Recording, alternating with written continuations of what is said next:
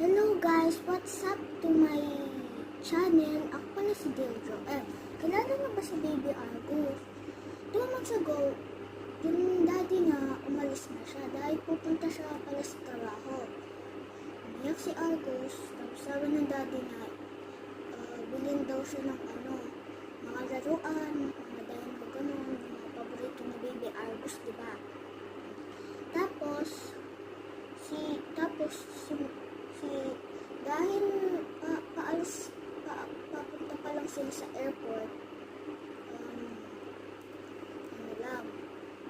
umiyak talaga si Argus guys, kawawa talaga siya. Tumakbo siya sa daddy niya, inag niya. Pumunta na siya sa SM kung saan pwede bulugan ng mga laruan. Yun, bumili. Nagpik sila. Bye guys! Thank you for watching. Panoorin nyo na lang